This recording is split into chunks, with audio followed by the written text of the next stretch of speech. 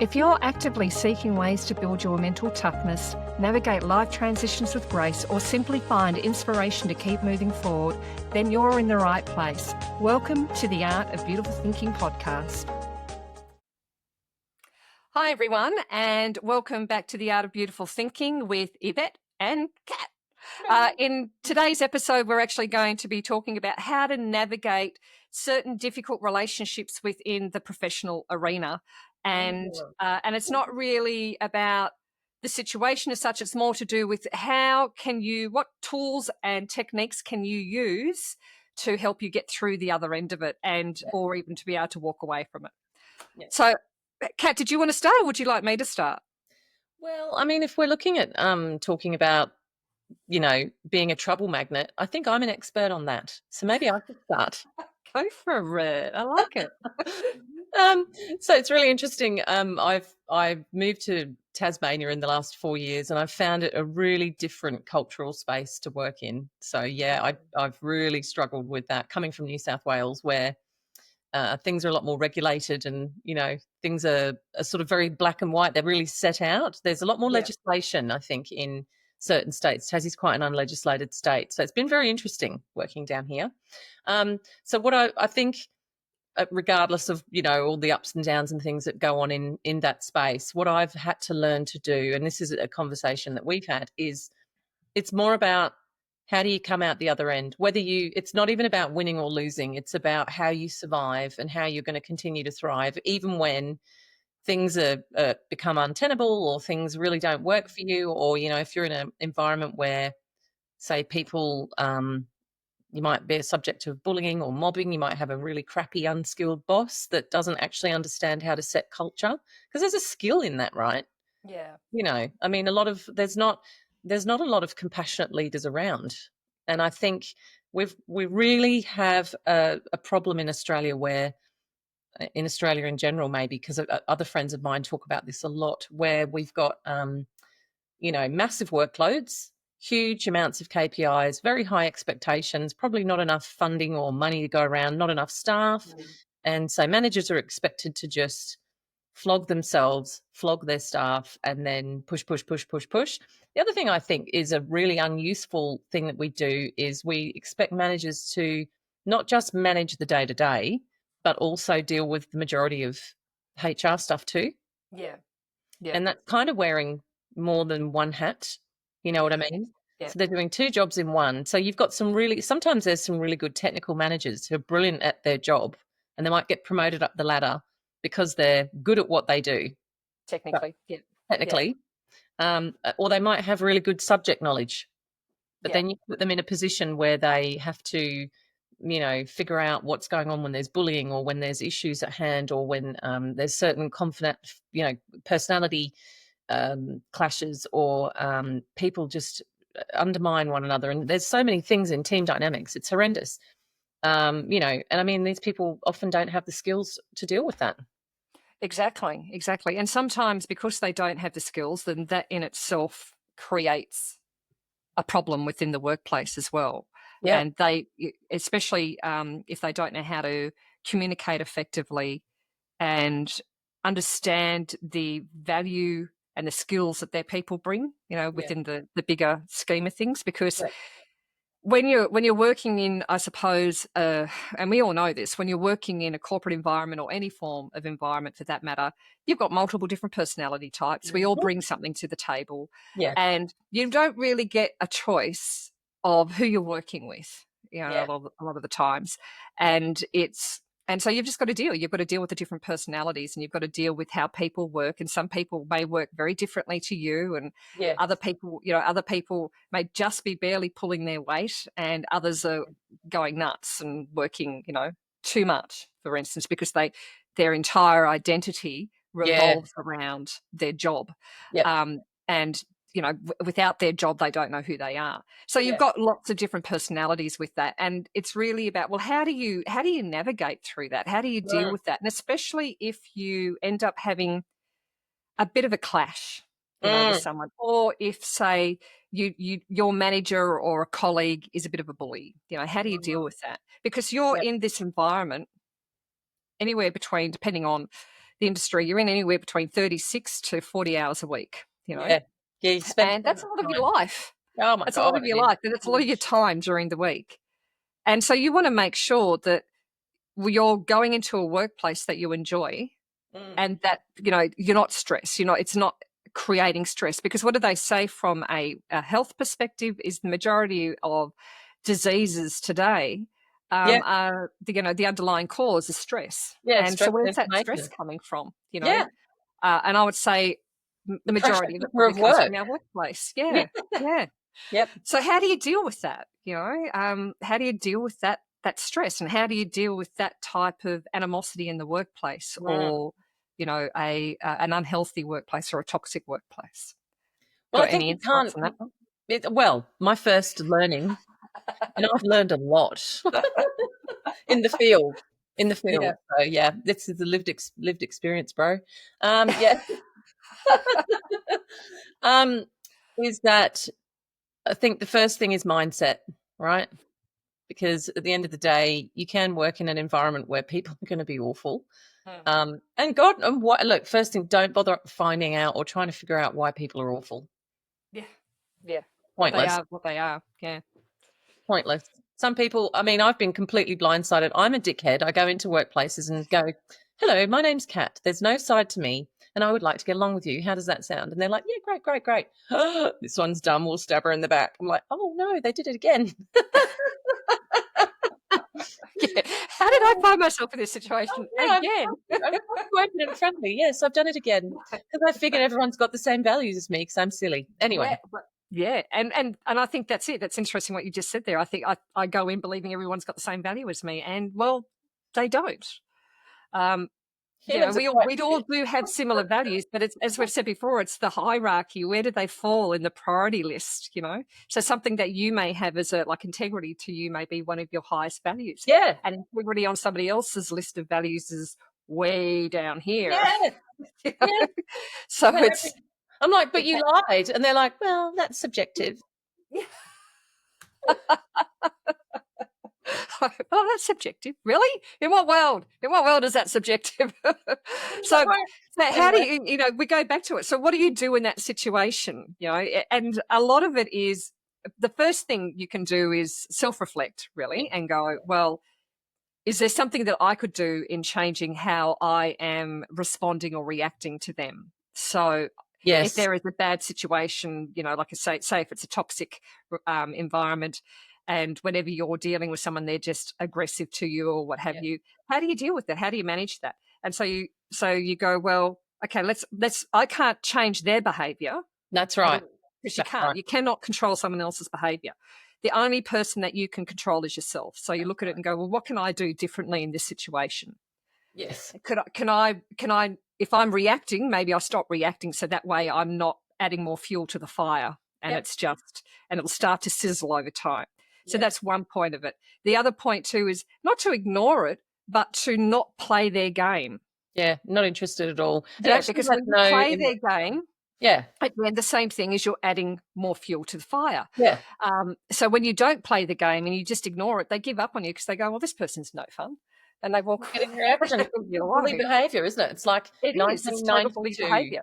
Back in the bloody schoolyard with the high school bitches. You're like, I haven't got the energy for this shit. How have you guys got the energy for this shit? I just don't. I'm not. Some people crave it. They get off on bringing other people down and things like that. So it's really about, well, what can you do on your end? And if you've got to a point that you have tried multiple different things and then go, this is still not working, then it's time to actively do something from a perspective of, do you need to go to HR? Do you need to leave? Do you need to find another job?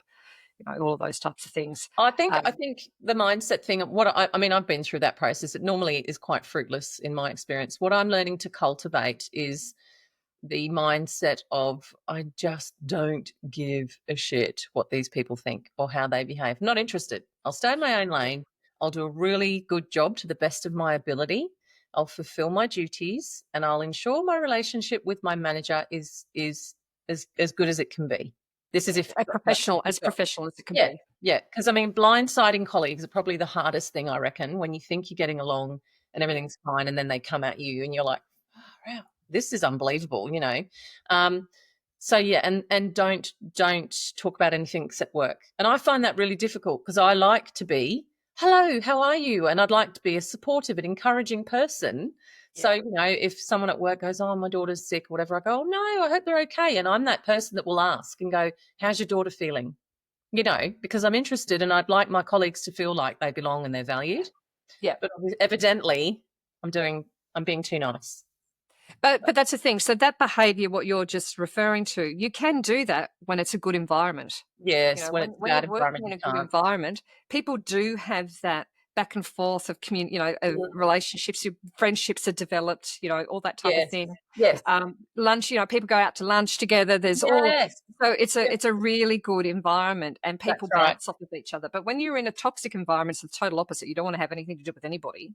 And everybody's got, you know, they're all stressed, and you can see it. People walk in the room, there's no talk on the floor, there's very little talk on the floor. Very formal. There could Very be a group stiff. of people who are the bullies, and they're, you know, they're all hanging out together, and everybody else is outside of that and kind of feels a bit, I don't want to go near them. And it's that situation where you're saying, just be professional. Don't build any form of relationship with them outside of a professional one. Only interact with them when you have to professionally. But sometimes when you are doing that, those bullies will still be a bully, you know. Absolutely. And that's where I say that's when you've got to hit a point where you go, if you go, I've done everything my best, and then I'm not getting met halfway. Yeah. Because everything is, you know, meet them halfway. Yeah, yeah. Then you need to ask yourself, why are you staying there? You need to leave. Yeah. Because I always take it back to, and I've had this conversation with multiple people. It's funny because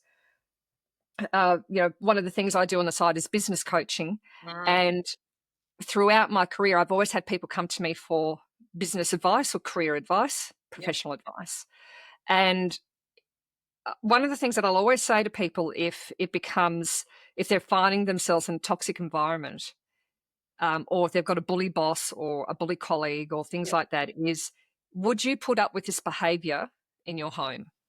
Yeah, no. In your personal life? Uh-uh. And if the answer to that is no, and I hope in all cases the answer is no, that answers that. Why are you putting up with it in your professional life? Because you're getting paid.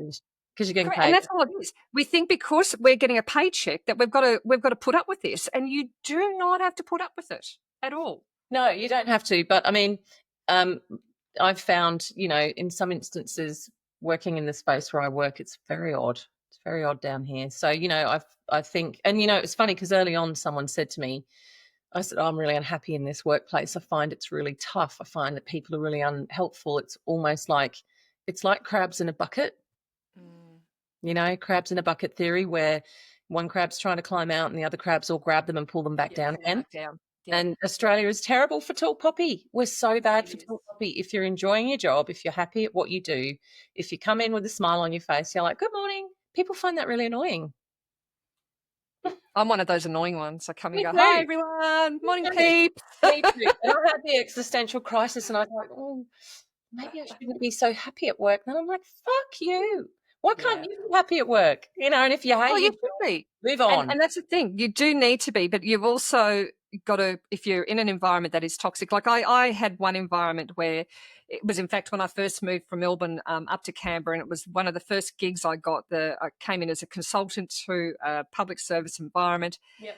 And they went through a merger with another government department. And the department that was merging, coming across, it was a really toxic environment there. And they brought that toxicity with them.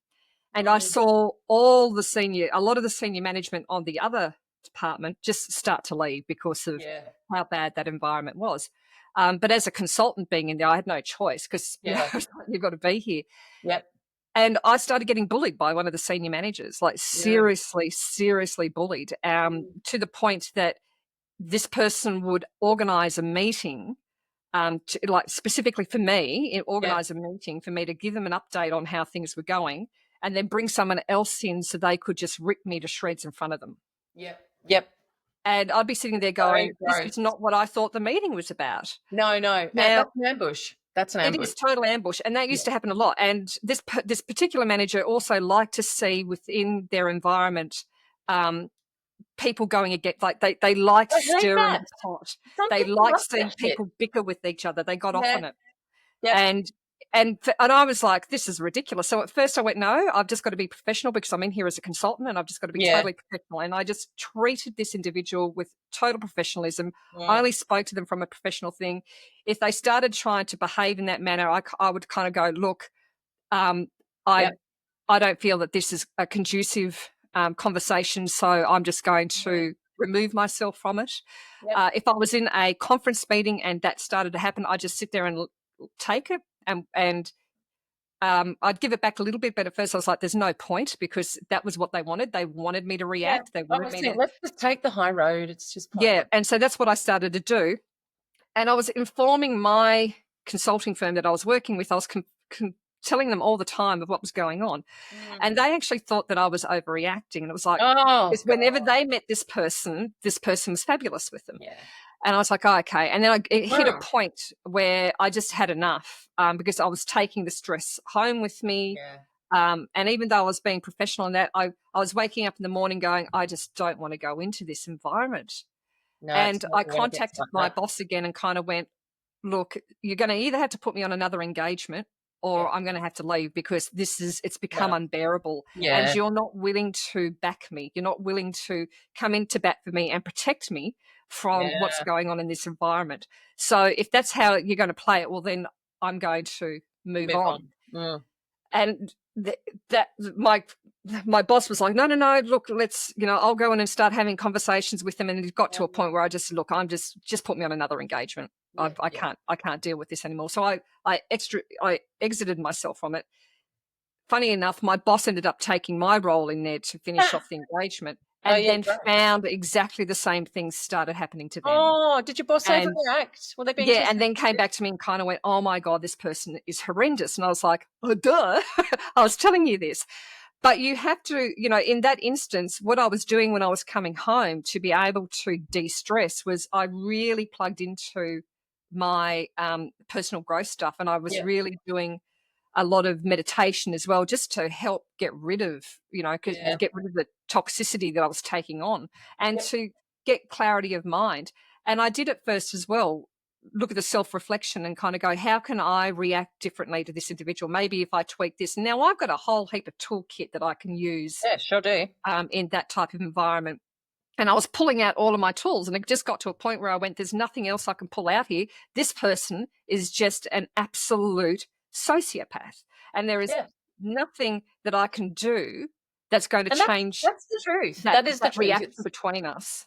It's like like the older I get, I mean, the more I look at it, I've had a failed marriage, and I look back on that and I think, actually, as I grew into myself, we just weren't a good fit, and we weren't the same, and we didn't have the same values. And that's what I think comes back to a lot of the time. And you're going to strike a lot of people in the workplace who are in these positions, they don't have the same values. No, and in fact, some of them, I look at them and I think, you're a piece of shit, actually. Yeah. And I've got no idea. Like, you've obviously gotten to this role because people are quite terrified of you, or you're just really awful. I don't know what it is, but there's something in me where I just can't work with people that I despise.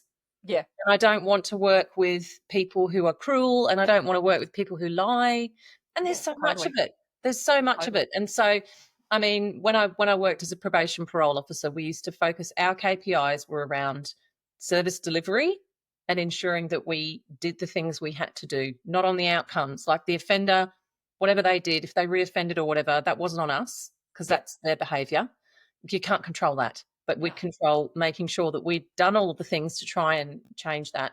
So I kind of look at it like that. I've got to manage these people because they are sociopaths, and they are like really nasty people who make you feel quite unsafe in the workplace, and you can't wear a body cam. No.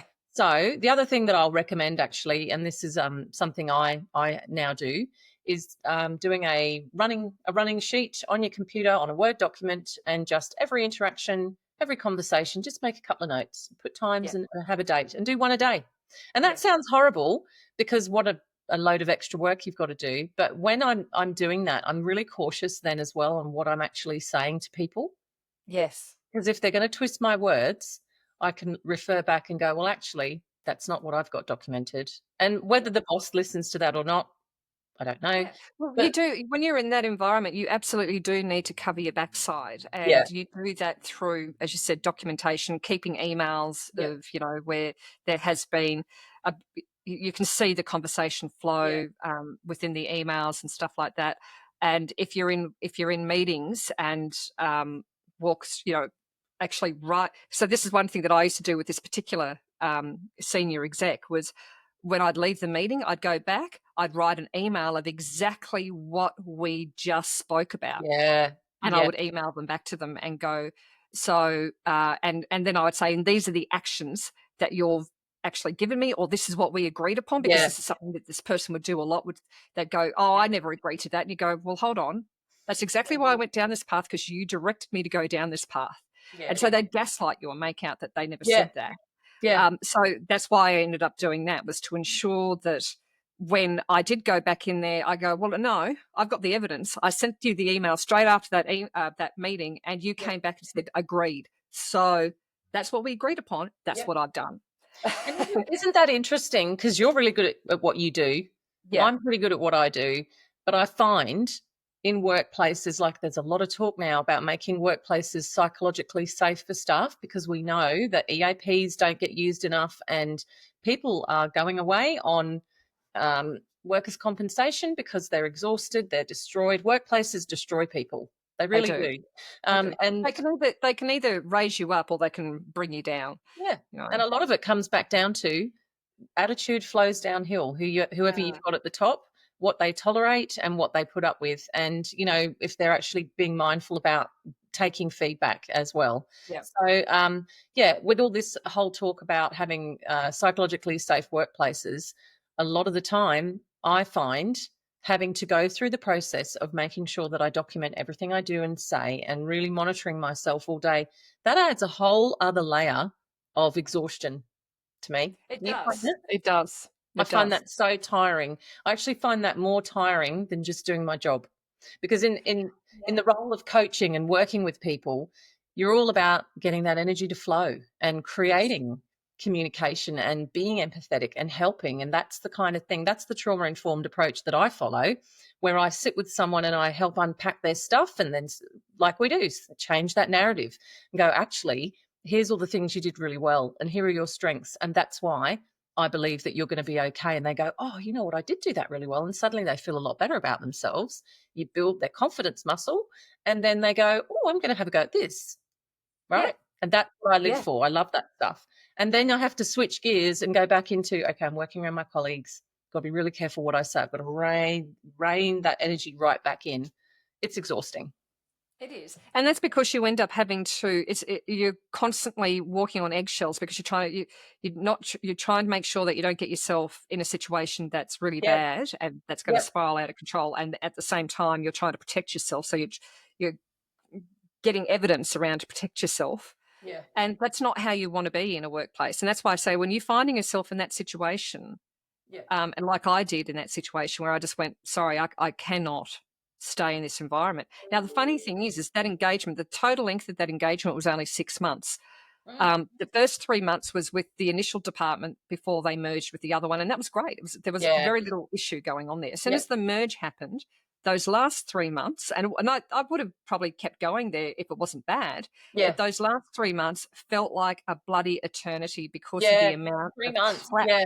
that was going on. Yeah. And I just got to a point where I went, no, I don't need to put up with this. And I think that was the first time when I kind of really went, I asked myself that same question that I was asking, that I'd tell other people, going, Yeah. Yvette, you would not put up with this in your personal life. Why are you putting up with this in your job, in your Yeah. professional life? And What then I I'm went, oh my finding though God, is there's you not know. really many workplaces that do it well. Yeah, that's not. I mean, but I've been lucky enough to be in, have had that experience, to have been in some workplaces that have been phenomenal, and it goes back to exactly what you said, where the upper management have Mm. had really great leadership skills. They have a lot of integrity, and that Yeah. that goes down, and they actually inspire people Yes, to work there. that's right. And then you've got the others, which is quite the opposite. They're like, well, we pay you, you've got to be here, you're like a slave, Yeah. Uh, and You're a number. And you really making do feel shit like about you're you. just a slave to the job and you're not Mm. really getting anything out of it. Um, and I mean, then you've got the political environments that are Oh, exceptionally just office politics. And some people get off on that. They oh, absolutely love God. politics. I'm not one of them. No, I hate see it. it as a total waste of time. Hate it, hate Um, it, hate it. I can't be bothered. I can't be no, bothered. Do you know what? At the end of the day, it achieves nothing. no, it doesn't. It doesn't It just achieve makes anything. it just It makes delays people things from tired. happening. It Yeah, delays yeah, things from happening. And yeah. when you're working like as a consultant coming in and helping organizations with strategic plans and things Mm, like that, you're trying to get them to reach that strategic end goal. And when politics, internal politics comes in, all it's doing is preventing that from happening. And it's a yeah, waste of money. It's a waste of your organization's money. It's a yeah. waste of people's time. But some people love it. They just love And it. and organizations also know when people are doing this stuff, but I've found they don't do anything about the people that are doing this stuff quite a lot of the Well, time. that's So if it again, same thing. The likelihood yeah. is that game playing is happening all the way up the top, and it's Mm. and people Or think, the oh well, or that's how I've got to. If I want to move up the ladder, that's how I've got to play. I've got to some play of the that game game. players are as cunning as a shithouse rat, and they look really good to management. But when management aren't looking, they're absolute bastards, and they're good at twisting your words too. And you just, Oh I mean, yeah. that just makes my head spin. I've just got to be honest. I'm not really very. I have to say, I'm not good at navigating that in the workplace. I'm just because I'm not into it. I Yeah. feel like I feel dirty. I feel like I don't want to roll in this shit with the pigs. So So I how want do to you remove deal with that myself. then? How do you Well, deal with that? I'm just like, oh well, fuck you then. Do what you want. I don't care. I don't care. If you want to do that, then do that. And I'm just like, what I'm now starting to do is be a bit tough and put some boundaries in place where if anyone wants to have a bitch or a whinge, I'm just going to be like, well, you got two choices. Either we can stop this conversation because it's not appropriate, or I'm going to record this conversation because I don't want to be blamed for the shit that's coming out of your mouth. Yeah. So it goes back Got to be to unpopular in the workplace. Say that. So it goes back to, you mentioned about boundaries, and I think that's something that for Yeah. anybody is really setting boundaries. What are your boundaries? How do you set your boundaries up? And I think that goes back to what are you willing to tolerate? What are you not willing to tolerate? And especially in a workplace, and then doing okay, I will meet you halfway. Yes. Yeah. But if you're not willing to meet me halfway, then I got nothing there's for you. nothing else going And on. I'm not going to sit here and talk about the day or go, oh, this was a bit of a worry today, and then have you turn around and go running back and go, she said this. I'm like, oh, I've got no time for you. Once my trust is gone, it's So, gone. so boundaries are really important to set, Oh, and for each individual, that's mm, figuring out what those boundaries look like for you, yeah, and figuring out what that is for you. yeah, But I would also say that if you are in a really toxic environment, you just need to leave. Don't stay because you're not going to get anything from it. These people, because it goes back to what you were saying previously, the likelihood is it's in the hierarchical structure that type of behavior, and they allow that type of behavior. So don't be part of that organization. I mean, if it's only within a division or a branch of an organization and you can move somewhere else and it's not like that, then do that and move sideways. yeah. But don't stay in it because, again, I'm just going to say, if you, and I wouldn't expect anybody to put up with any form of domestic violence Oh God, no. whatsoever. Um, and I'm coming from someone who was raised in domestic violence, and you've been in Absolutely. domestic violence. You do not want to be in any form of environment like that whatsoever. It is No. totally unhealthy for you. Yep, yep. So get yourself out of there. And And it you know, raises your self-esteem. I mean, I've got a oh, friend that it worked in a knocks your previous. confidence back. Yeah, I've got a friend that worked in a previous workplace that I left because I was like, this place is terrible. I mean, their workforce got down to 12%. That pretty much tells you everything. And then I was convinced to join by the hiring guy. He was a fantastic guy. I've still got a lot of respect for him.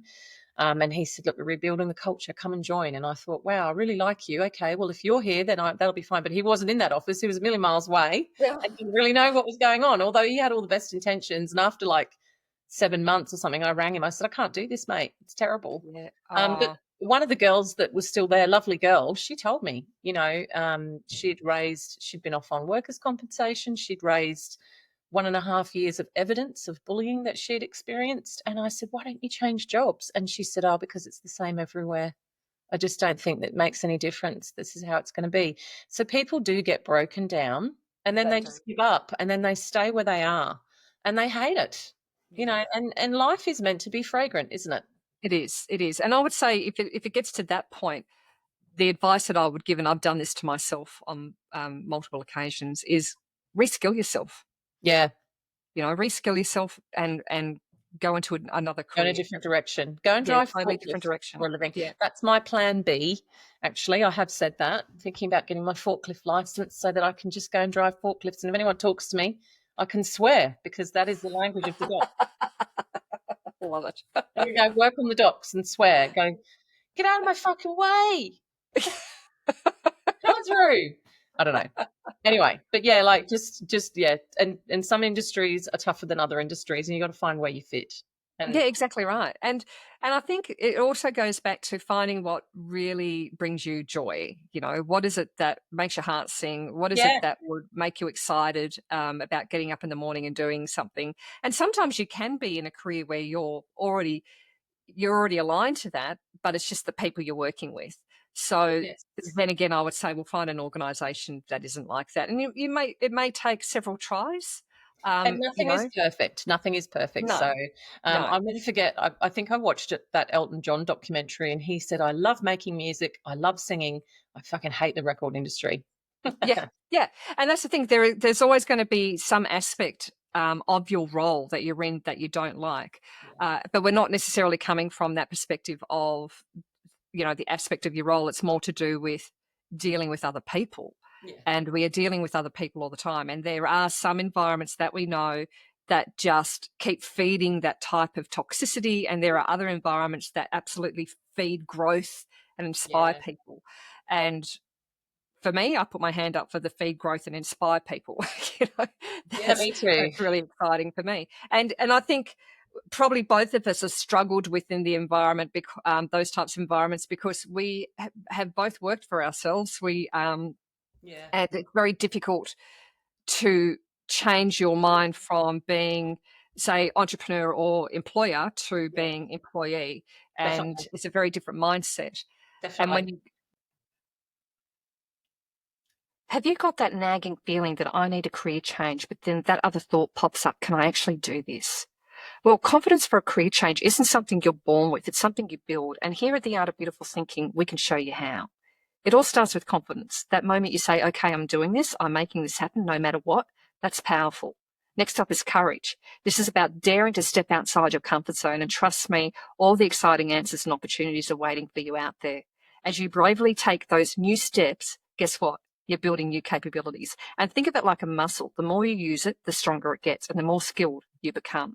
And that's when confidence truly blossoms. It's not about being confident before you act. It's about taking action, building those skills, and then feeling the amazing surge of confidence. So if you're ready to build your own confident career shift, one powerful step at a time, head over to our website and download our free Confident Career Shift step-by-step guide and start to take those initial steps towards the career that you desire.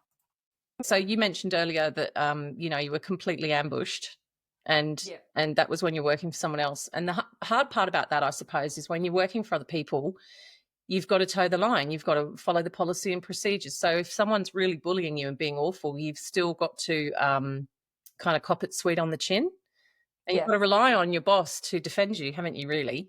Oh, you do. You absolutely do. And I guess it'll come down to strategically what is best for them, I find, a lot of the time. Yeah. I had an issue where when I was working for myself, a guy brought me he ambushed me, and he wanted me to rock up to a mine site in 42-degree heat. And it was horrible. And, you've got to get dressed up in your long longs and your PPE, and you're already sweating before you get in there.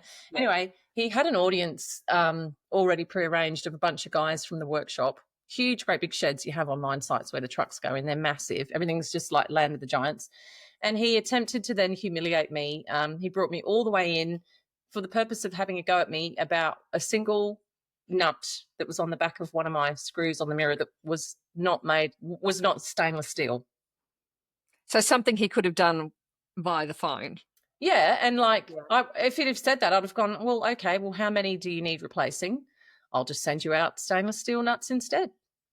He tried to give me this massive dressing down about, we've got high acidity groundwater here and it will just destroy these. And you've told us that these are really good I'm like, and like all the guys are just standing there looking at me, and I just was, you know what?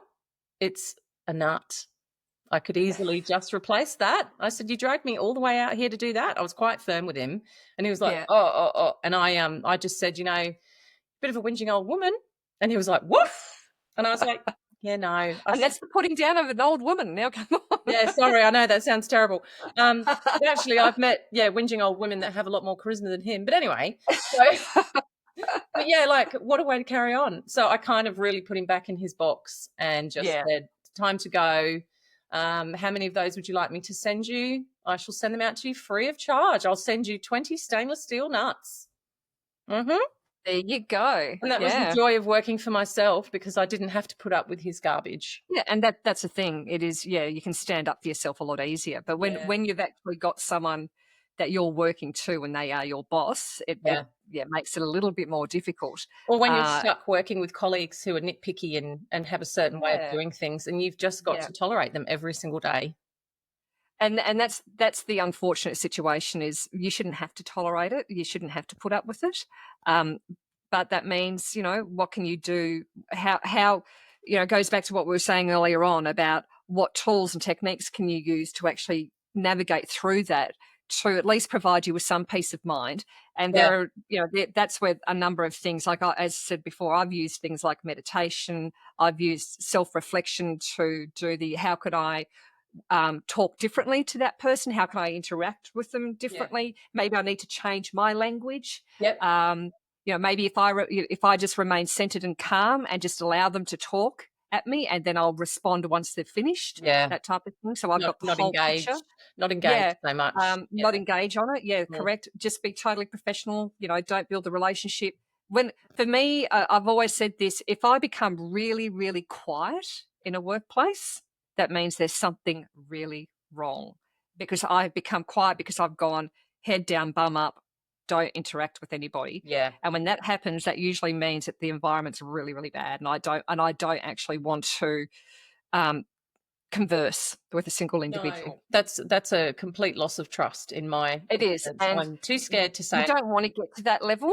But as a consultant working for consulting firms, sometimes you didn't have the option when you went onto client site and all you could deal with was, I can either ask to be moved onto another engagement, or if the engagement was only for a certain length of time, I'd go just ignore and don't interact, and just do what you've got to do. Do what you've got to do what you're here to do, and leave. But self-reflection, as I said, was one of those things. How can I do things differently? Because I will always look at it and go, as mentioned earlier on, I can control myself. I can't control them. So how can I change my behavior? I'm not going to go to their level. No. I'm not going to sink to their level. No. But I will adapt to see what I can do through communication, through how I interact with them, or don't interact with them. And as I said, I've mentioned about the meditation. And then if it comes right down to it, and I've done this a few times, as I've mentioned, where I'll do a complete career shift. And so I'll look at it and I go, do I need to go upskill myself so I can move somewhere else, because I can't do this anymore, because it's not just this one environment, it's the industry that's actually like this. And I don't want to be a part of this industry anymore. That is a lot. That's really true. Like, I mean, sadly, in some instances, when I look at some of the things that get, I mean, I'm thinking community now. Community can be quite a tough place to work, community services type work, because, the legislation changes at light speed. There's always stuff moving forward. There's always new innovations. There's always new language you must learn.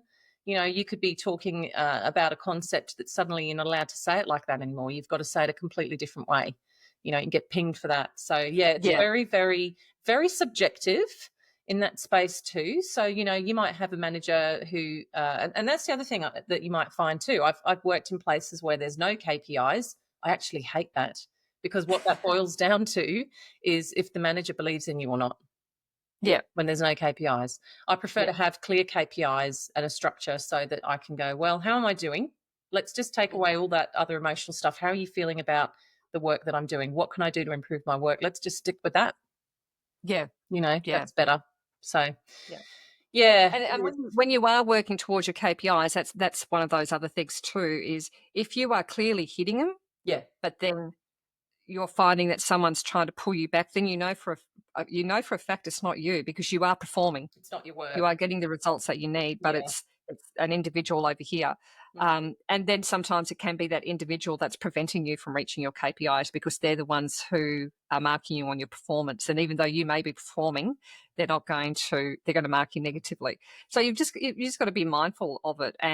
But also at the same time, ask yourself and go, am I actually doing something? Yeah. Am I actually behaving in a particular way, and I need to adjust my behavior? I control. So the first person you should be looking at is yourself. Definitely. And if you can honestly say to yourself, no, actually, it's not me, and I have tried all these different things to remedy the situation, then it's time to either move on or put in a HR complaint or do whatever you need to do. Yeah. But don't keep showing up and being in that environment. It's not good for you. It's not good for your health. It's not good for your mental health. Yeah. And I would also say as well that during those periods of times, the other things that I did when it got too much is I would actually take mental health days off so I could recalibrate and rebuild the armor. To be able to go back in, because after a while the armor starts getting holes in it. You put up. It does. I mean, everyone is human. You can't just go along without giving a rat's the whole time. I mean, if you did that, you're a psychopath. It's very, very hard. And exactly. Again, getting back into, I find walking my dog, getting outside into nature with my dog, reminding myself of why I live in this beautiful place. Yeah, that's a big thing. And then spending time with the people that you love, because that's all part of doing stuff you enjoy, because that's why we work, so we can afford to do that sort of thing, isn't it? Yeah. Well, I would like to think that I don't live to work. I work so I can have a good lifestyle. Yes, and absolutely. And that's to me how it should be. That's the priority of it. Some people do live to work, and good on them. I don't know how sustainable that is, but anyway, it's not me. No, me neither. But yeah, absolutely. And I would also say that there are so many resources out there that can assist you. So tap into those resources.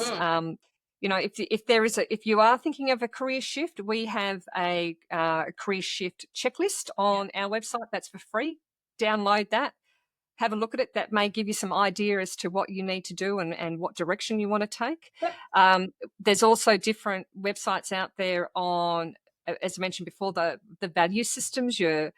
Where do your values lie, and in what order of priority are your values? And that gives you a better understanding of you as well. And through that better understanding of you, you can then figure out and go, actually, am I in the right career? Because I may be in the totally wrong career for me as well, because your career may not be aligning with your values. Yeah, and there's not just one career for anyone. It's like people saying, and people think this a lot. It's like saying, you've got one soulmate out there. Well, you don't actually. There's a few. Yeah, there's multiple. There's not just one career for you. I've shifted careers a few times. I mean, stayed in a similar space, but that's why not change it? Shift it. If it's not working, go for something that's going to, even if it's for a few years. I changed from working for myself for 15 years and went to uni, and then went into criminal justice. That's and which has sort of led me to coaching, which is where I've discovered the part of that I really loved was coaching. So that's what you do. It's all a process of learning. And I love something that you have always said, which is, this is something to remember when you're really in the thick of it, when you're really copping it, is it's not happening to me, it's happening for me. Yeah. And when you're in it, though, you may not realize that. Very hard. Hindsight is a wonderful thing when you look back and you go, how did that make me stronger? Yeah. If I didn't go through that, would that have put me on the path that I'm currently on? It's the crucible, isn't it? It's the crucible. Sometimes it is. And sometimes it can be 12 months or 2 years before you're able to look back and go, process that. But if you can look at the situation and always go, what is it that I need to take away from this? What is it that I need to learn so it doesn't happen again? Yeah. Because if you don't reflect on it and take it from that perspective, the likelihood is you will find yourself in that same position again, and you won't learn from it, and it'll just keep happening over and over again. Yeah. And then you'll start to formulate a belief that that all environments are like that. And guess what? Whatever you believe happens, because that's what you focus on. That's true too. Yeah. So it knocks your confidence. It's really important to be able to look at it and go, what have I learnt from this? What do I need to do differently for me? Not forget about the environment, but what do I need to do differently for me moving forward so this doesn't happen again? Yep. And if that means a career shift, if that means changing a behavior, if that means integrating certain tools, whatever, do that. Learn it. And if you don't know, but you do know that there is something that you've got to do differently, then go off and get assistance. Whether that's counseling, whether that's coaching, do whatever you need to do to help you navigate that and get out of the situation and learn. Just talking to a coach or a person, it just helps you clarify so much, especially when they're looking at you with unconditional positive regard, trying to figure out your strengths, rather than some unqualified person that has a different agenda having a go at you, going, oh, you shouldn't be doing this or you shouldn't be doing that, whatever. Get advice from people that are going to be there for you to assist you to move forward. Don't get advice from people that don't like you or haven't got your best interests. Yeah. And I would say the other really simple method is journaling. Yeah, that's a good one too. Journal the day, journal how you're feeling about it. Just let it out, because if you hold on to all of those emotions, that's actually going to make you really sick. And and it does. It affects you in multiple ways. And you want to let go of it. You want to get rid of it. You want to get it out of your system. So journaling is a really good way of doing that. Or doing the workbook, because then you actually sit down and go through. What are my limiting beliefs? What are the things that I'm thinking? Because if you can hear your own thoughts, you can start to unpack that. What am I thinking? Why am I thinking that? Where does this come from? And how can I challenge that and change that? Yeah, exactly. And it's that's where that self-awareness is really important, because all of this starts with becoming aware of you, becoming aware of your likes, your dislikes, setting the boundaries around what you want in your life. What type of life do you want? And a lot of the times we don't even ask ourselves those intrinsic questions of what's important to me? What is it that I value? What is it that I want out of life? What do I see my life being, rather than just being on the hamster wheel? A lot of people don't have a vision, or I've talked to a lot of people and they've had it knocked out of them, and they're like, well, I don't feel as if I've got the right to even explore that anymore because it's pointless. Yeah. And as a human, you absolutely have that right.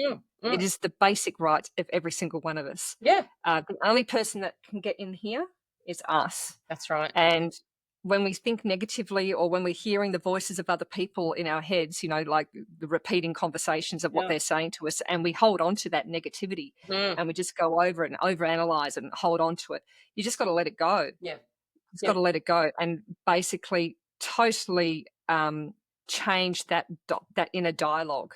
That's because right. Because that is formulating beliefs. That's formulating also how you feel about you, whether you doubt yourself or whether you believe in yourself, whether you trust yourself. How many people can honestly say they trust themselves?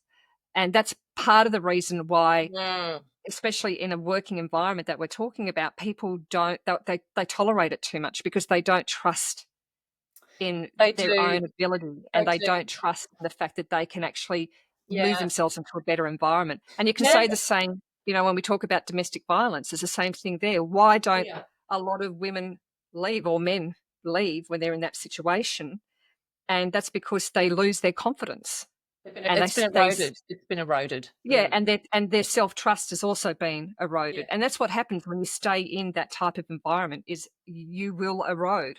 And it takes a lot of courage to get up and leave. It's a lot easier to get up and leave in the earlier days when you can see the signs. It certainly But if you stay in it for years and years and years and years, it's just going to make you worse. And you've just got to get out of it. Absolutely. And I've seen that a lot in colleagues. I know when I first started at a place down here, one of the colleagues actually approached me about 2 weeks in, and she said, "You're very confident, aren't you?" And I went, "Yes." Shouldn't I be? And she was like, "I wish I was as confident as you." And I'm like, I don't know what to say to that. How do I get out of this one without upsetting you? I don't know what to say. I feel really uncomfortable. I'm thinking to myself, oh no. And she went on to really dislike me. Yeah. And I'm just like, and it's probably not that she actually dislikes you as a person. What it is she dislikes what you're mirroring back to her of what she's not being, because she's not stepping into her, she's not shining in her own self. She's actually And I pulled actually herself did say in. to her, I said, gosh, you've been Yeah. here 13 years. And she went, yep. And I said, you must love the job. She goes, oh, well, I wouldn't say that. And I went, really? And she went, no. I said, so why do you stay? And she said, oh, well, you know, there's nowhere better out there, is there? And honestly, I've thought about moving on, but I'm too like that. She didn't sound too scared. She just said, I can't see it being better anywhere else, so I just stay. And I actually felt really sorry for her. And it's a shame because if you believe that you can't find anything better, then that's exactly what you're going to experience. And her mental health was in the toilet, absolutely in the toilet. She was taking, you know, massive breaks from work, government-funded position, and having, I think she must have had about 9 months off that year. Yeah, and that says a lot, you know. So, but still soldiering on. She's still there.